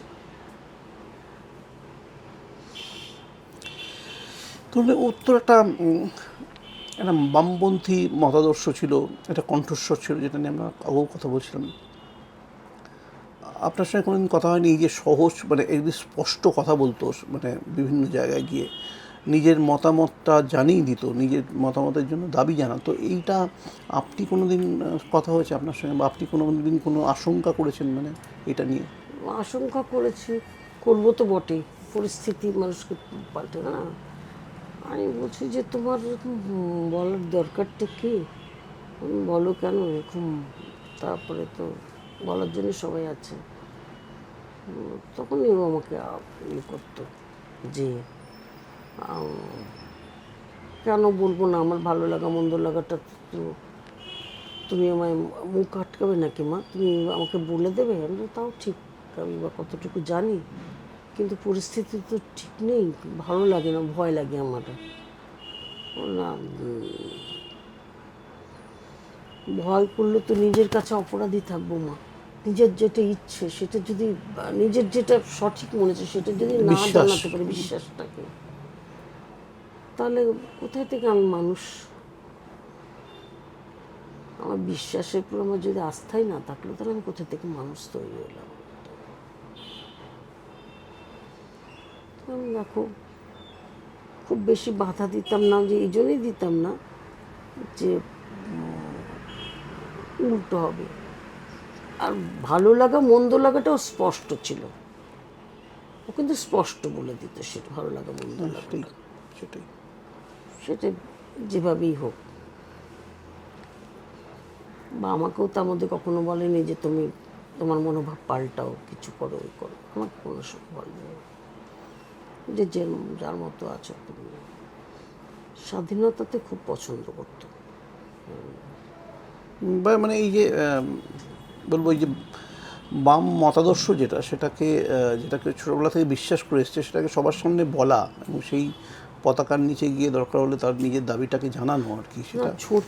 খুব ছোটবেলা থেকে তো অত রাজনীতির ব্যাপারটা আসেনি ভেতরে, তখন আপনাদের পরিবার সেরকমভাবে রাজনীতি না ক্ষেত্রে যুক্ত ছিল না? যুক্ত যেহেতু আমাদের একটা গ্রুপ ছিল, দল ছিল নাটকের, সেহেতু নানান মতাদর্শের লোক ছিল, আচ্ছা। সেজন্য আমরা কখনো মানে প্রমিনেন্টলি আমরা রাজনীতিতে করতাম না, পার্টিসিপেট করতেননি? করতাম না। তার কারণ দলের ক্ষতি হতো, তাহলে সেগুলো করতাম না। কিন্তু ওর মনে কোথাও গেঁথে গেছে যে ছোটবেলা থেকে নাটকগুলো করছে না, অভিনয়গুলো করছে না, কাজগুলো করছে, বা আস্তে আস্তে কোথা থেকে বিশ্বাস তৈরি হলো, এই সমাজবাদের প্রতি বিশ্বাসটা তৈরি হলো আর কি। হ্যাঁ, ওর নিজস্ব কিন্তু এটা। আচ্ছা এটা পরিবার থেকে রাজনীতির ব্যাপারটা আসেনি। তার কারণ আচ্ছা। আমরা এটাই বুঝিয়েছিলাম, শিল্পীর কোনো জাত নেই, শিল্পীর কোনো রাজনীতি। অবশ্যই সুস্থ মানুষ, শিক্ষিত মানুষের একটা মতামত থাকবে না, তা তো হতে পারে না। তখন তো জানতাম যে প্রমিনেন্ট হয়ে না, মানে নিজেকে তুলে ধরো না রাজনীতিতে। তাহলে মানে আমরা যেটা করতাম, মানে ওর বাবা যেটা আমাদের শিখিয়েছিলেন, বা আমরা জানতাম যে না, রাজনীতি সক্রিয়ভাবে করলে কিন্তু তুমি দল করতে পারবে না, মানে নাটকের দল বা যে কোনো একটা সুস্থ কালচারাল সেক্টরে থাকতে গেলেই তুমি সরাসরিভাবে রাজনীতি করো না, তাহলে তুমি পাশের লোককে পাবে না, যা আছে তোমার মনে থাক। অবশ্যই শিক্ষিত, লেখাপড়া জানা, তার তো মতাদর্শ থাকবেই, কিন্তু এটাকে সবাই সময় তুলে ধরো না এভাবে, যাতে পাশের লোক না থাকে। সেটাই আমি একবার বলেছিলাম, তখন বললো যে, তারপরে আমি তারপরে আবার আমাকে অনেকেও বলতো যে অত লেখাপড়া যেন, শিক্ষিত ছেলে, ভাবনাটাও কি ভাবতে দাও। হ্যাঁ, এই কোনো অন্যায়টা দেখলে আমি বললাম না যে ও খানিকটা না, খানিকটা মানে আমি বললাম তো, আমাদের মধ্যে যতটুকু ভালো আছে সেটা আমরা যারা বলতে পারছি না, ও একটা রিপ্রেজেন্টেটিভ হয়েছিল। মানে এই আমাদের ইন্ডাস্ট্রি বলুন, আমাদের সোসাইটিতে বলুন, যেটা দেখছি আমরা, সেটা তো খুব একটা বলবো খুব একটা এক্সপেক্টেড নয় অনেক সময়। তো সেক্ষেত্রে রাহুল কিন্তু সেটার একটা ভয়েস হয়ে উঠছিল আমাদের পুরো সোসাইটির। আপনারা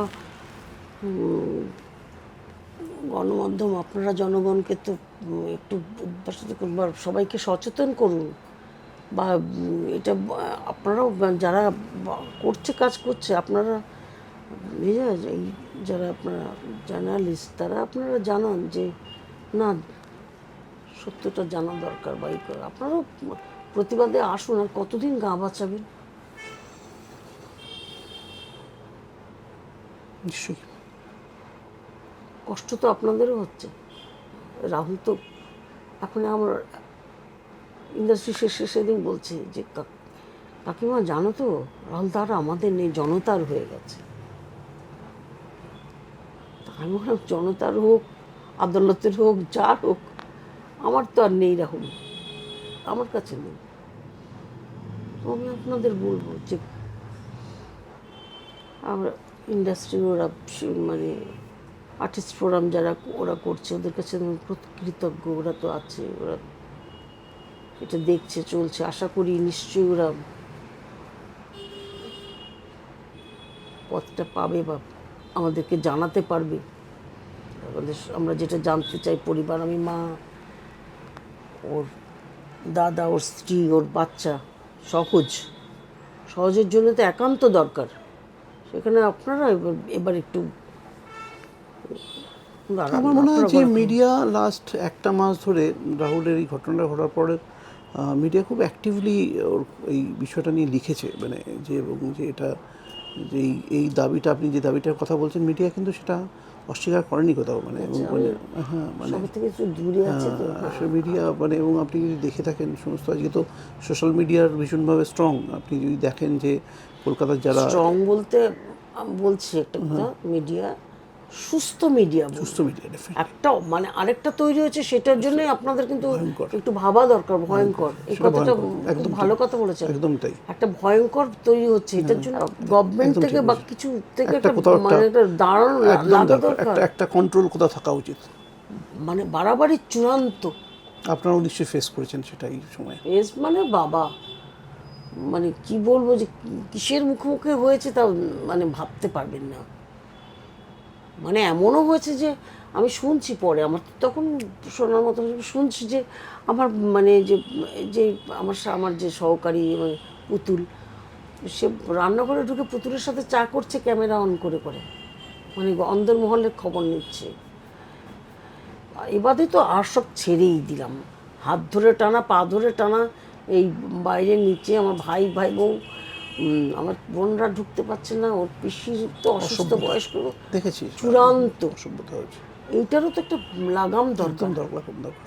এটার লাগাম আপনার মানে যে কেউ একটা ছোট একটা ক্যামেরা নিয়ে বেরিয়ে পড়ছে এবং নিজেকে দাবি করছে সে তো তার একটা ইউটিউব চ্যানেল আছে বা কিছু আছে, তার জন্য একটা সত্যি কোথাও লাগাম দরকার। লাগাম দরকার। এটা এটা একটা আমার দায়িত্বশীল সাংবাদিকতা না হলেও সেটা সুস্থ স্বাভাবিক মানে সুস্থতা দরকার। এই দেখেছেন রাহুলের তো চারিদিকে প্রচুর প্রাইজ, তো সবাই জানে এই যে দাদাগিরির প্রাইজ দেখছেন, সব বাড়ি ভর্তি এইসব পুরস্কার। হ্যাঁ, সব সিনেমা থেকে স্টার জলসা অ্যাওয়ার্ড, উৎপল দত্ত award, মানে আরও তো মানে রাখতে পারে, বৈশাখ দিকে সাজিয়ে রেখেছে, আরও চারিদিকে আছে। তার মধ্যে থেকে একজন একটা ফটো নিয়ে চলে গেছে ওই ভিড় ভাট্টার মধ্যে ঢুকে। ও উত্তম কুমারের সৌমিত্র চট্টোপাধ্যায় একটা কুইজ হয়েছিল, স্টার জলসা বা এবিপি থেকে করিয়েছিল, সেটাতে রাহুল ফার্স্ট। ও সেই ছবিটা নিয়ে চলে গেছে। ভাগ্যিস ওই মানে উপর থেকে নায়ক, ওটা লেখাটা আছে, আর পাশে উত্তম কুমার আর এর একটা ছবিটা পরে ভেঙে গেছিলো, সে বলছে আমি গুছিয়ে রাখছি বলে ছবিটাকে নিয়ে চলে গেছে, পাচ্ছি না। দুর্ভাগ্যের, এরকম খুব দুর্ভাগ্য। হ্যাঁ, এরকম যে আর কি নিয়েছে এখনো তো সুস্থভাবে দেখিনি, আর কি গেছে না গেছে এটা। এই এক মাস তো অনির্বাণ মানে রাহুলের দাদা আপনার সঙ্গে ছিল বোধহয়, তাই তো? মানে তো আপনি কি প্ল্যান করছেন মানে ওর সঙ্গে যাবেন এবারে? আয়ারল্যান্ডে নিজের থাকে ও। কয়েকটা কাজ, হ্যাঁ কয়েকটা কাজ নিজের সারার আছে, ও ওখান থেকে সব ব্যবস্থা করে আমার পেপার টেপার রেডি হয়ে গেলে আমি কলকাতাতে ওখানে থাকতে ভালো লাগছে কঠিন, না। খুব চারিদিকে আমার বাবিন ছড়ানো, রাহুল ছড়ানো, অরুণোদয় ছড়ানো, তো সেই আমার অরুণোদয় আস্তে চলে গেছে, কি করে সহ্য করি আমি কলকাতাটাকে এখন।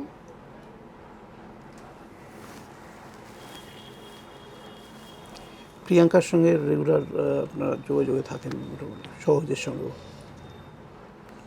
সংস্কৃত স্কুল যেতে হচ্ছে, কত বড় ফেস করতে হচ্ছে। আমার তো সব থেকে ভালো মানে ভয় লাগছিল স্কুলে গিয়ে নাকি, স্কুলে বাবা যেত আর যেত সহজেই নাটকটা দেখতে গিয়ে ওই ওর যে নাটকটা যে জানলাগুলো আকাশ ছিল, একটা চরিত্রের মধ্যে ও আছে যে টুবাইদা রাহুলের চরিত্রটা, হ্যাঁ ক্যারেক্টারটা মারা যায়।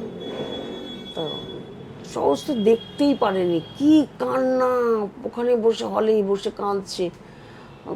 তা ও মা বলছে কাঁদছো কেন, বলে কেন বাবা এই চরিত্রটা করো, অন্য কাউকে দিয়ে করাতো কেন বাবা এই চরিত্র করলো।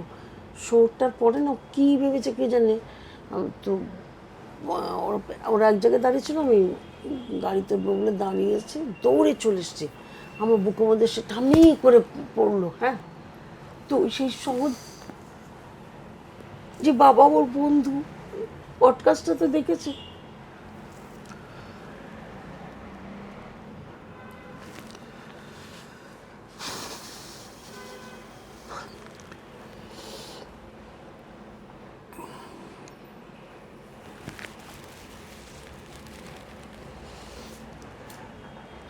আর আর সময় নেবো না আপনার, মানে সুস্থ থাকুন, আর এটাই প্রার্থনা আর কি। পৃথিবীর যে প্রান্তেই থাকুন রাহুল তো থাকবেই, আমার রাহুল মানুষের মধ্যে থাকবে, মানুষের কাছে থাকবে। এই এখন তো ওটা নিয়েই বাঁচা আমার, যে রাহুল সবারই কাছে থাকবে।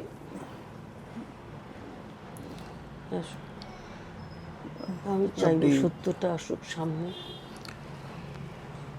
কি যিনি এর সাথে জড়িত আছেন, বললাম তো একবার আগেও বললাম, তিনি তো একজন মা। তো সর্বাগ্রে ভাবা উচিত সন্তান কি জিনিস। নিশ্চয়ই। তার তো আশা করেছিলাম তার কাছ থেকে।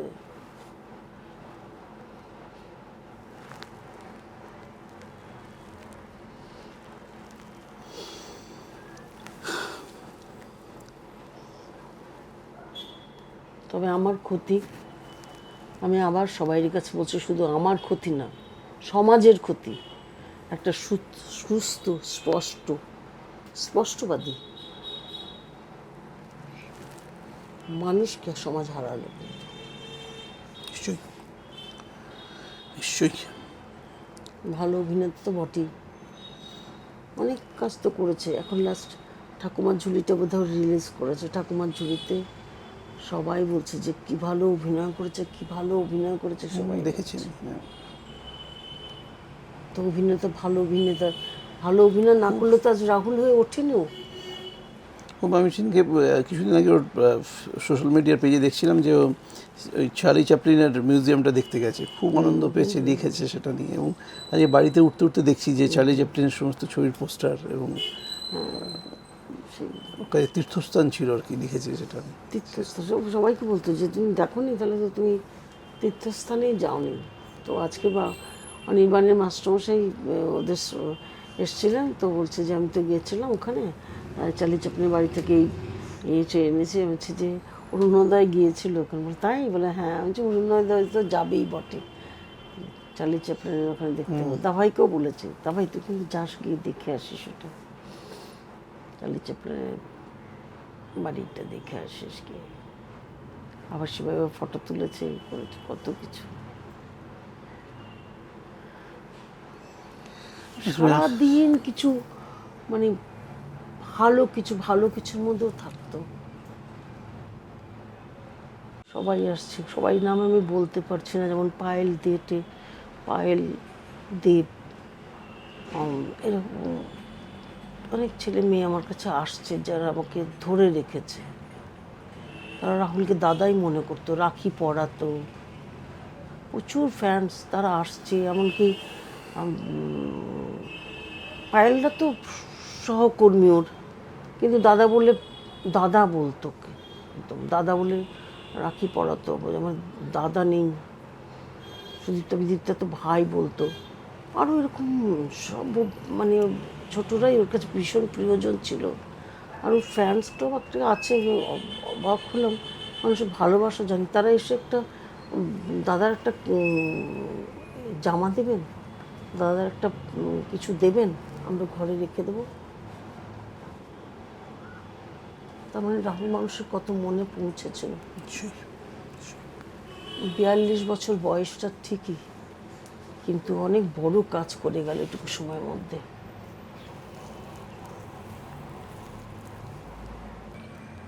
তোমরা সবাই ভালো থেকো, নিরাপদে থেকো।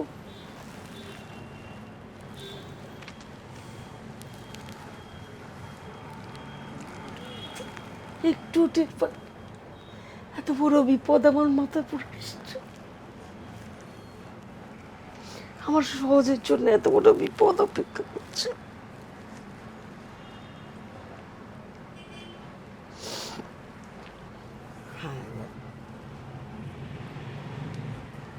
মানে শেষে আবার বলি যে ক্ষমা করবেন, যে এমন হয়তো কিছু প্রশ্ন করলাম, জানি না আপনাকে কোনোভাবে আঘাত দিয়ে ফেলেছে কিনা। এবং আপনাদেরও বলবো যে যদি কোনো আঘাত প্রশ্ন করতে হয়েছে হয়তো কিছু, আঘাত তো যা পাওয়ার ধাক্কা তো লেগেই গেছে, কিন্তু আমি আমার বাবিনের কথা তো বলতে পারলাম, এটাই তো বড় পাওনা আমার। আমারও কোথাও ভুল ত্রুটি হলে আপনি সবাই কাছে বলছি কি যে কোনো যদি কিছু ভুল বলে থাকি তাহলে আমার এই দুঃখ সুখ তার ভেতর থেকে মানিয়ে নিই।